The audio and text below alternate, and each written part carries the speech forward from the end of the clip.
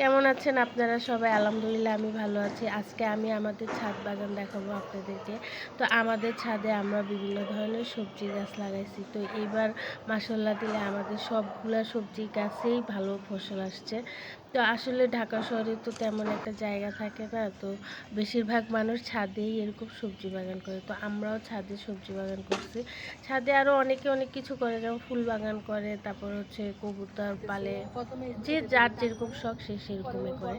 তা আমাদের ছাদে হচ্ছে আমরা আমাদের লাউ গাছে এইবার মাসাল্লাহ দিলে অনেক লাউ আসছে। তারপরে বাঁধাকপিও লাগাইছি আমরা, বাঁধাকপিও অনেক বাঁধাকপি আসছে। আর এগুলো হচ্ছে আমরা ফলের যে ঝুড়ি পাওয়া যায় সেই ঝুড়ির মধ্যে মাটি দিয়ে তারপরে এই সবজিগুলো করছি।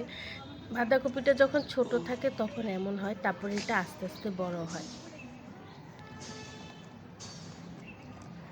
যে দেখেন একদম ছোট্ট বাঁধাকপি, এটা দেখতে কত সুন্দর লাগতেছে বাঁধাকপিটা। তারপর টমেটো আমাদের মাসাল্লাহ দিলে এবার অনেক টমেটো হয়েছে। এরকম ফলের ঝুড়িতে মাটি দিয়ে তারপর এরকম টমেটো গাছ লাগাই দিছি। মাসাল্লাহ দিলে অনেক টমেটো ধরছে, আর কাঁচামরিচও ধরছে। মানে এবার আমাদের ছাদে আমরা যত সবজি লাগাইছি মাসাল্লাহ দিলে ভালোই সবজি হয়েছে। মানে বাজার থেকে বেশি সবজি কিনে আর খাওয়া লাগেনি। আমরা আসলে নিজের হাতে লাগানো সবজি গাছ থেকে সবজি পেড়ে সেই সবজিটা রান্না করে খেতে আসলে আলাদা অন্য একটা মজা, আবার ভালো লাগে। এই ছোট্ট লাউটা আমার কাছে খুবই ভালো লাগছে, খুবই কিউট ছিল এই লাউটা।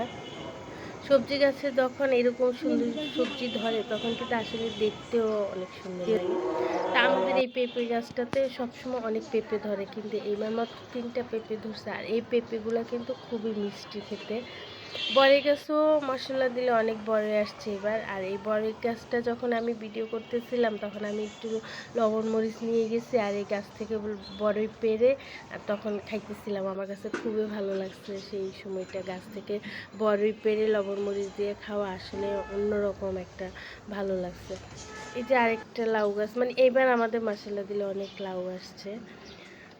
বেগুন গাছও বেগুন আসছে। তা আমরা আবার ছাদে সব ধরনের সবজি বাগানই করছি এবার।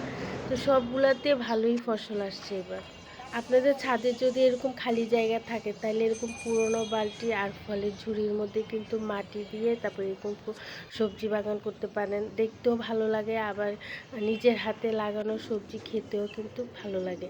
তো ঢাকা শহরে কিন্তু আসলে সব কিছুই কিনে আনতে হয়, যেমন এই মাটিটাও কিন্তু কিনে আনতে হয়। তারপরে গাছে যে সারটা দেওয়া হয় সেই সারটাও কিন্তু কিনে আনতে হয়। গ্রামে কিন্তু আবার এত কিছু করা লাগে না, গ্রামে তো অনেক জায়গা থাকে। তারপর গ্রামের মাটিটাও কিন্তু অনেক ভালো, সবজি বাগান সবজি গাছ লাগাই দিলেই কিন্তু অনেক সবজি হয় গ্রামে।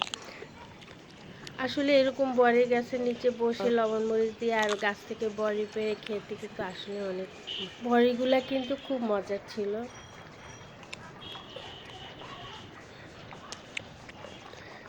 তারপরে আমরা হচ্ছে ছাদে আবার লাল শাক লাগাইছি। তো লাল শাকগুলো বড় হয়ে গেছে, আজকে আবার লাল শাকগুলো উঠায় নিতেছি যে লাল শাকগুলো ভাজি করব। ছাদে যদি জায়গা থাকে তাইলে কিন্তু অনেক ধরনের সবজি বাগানে করা যায়। এই লাল শাকগুলো উঠানোর পরে কিন্তু আবার লাল শাকের বীজ আবার এখানে দিয়ে দিলে আবার এরকম সুন্দর লাল শাক হয়ে যাবে। তা কয়েকদিন পরে কিন্তু আবার খাওয়া যাবে। এগুলোই হলো আমাদের সবজি বাগানের সবজি। আচ্ছা, আজকে এই পর্যন্ত। আপনারা সবাই ভালো থাকবেন। আল্লাহ হাফেজ। আসসালামু আলাইকুম।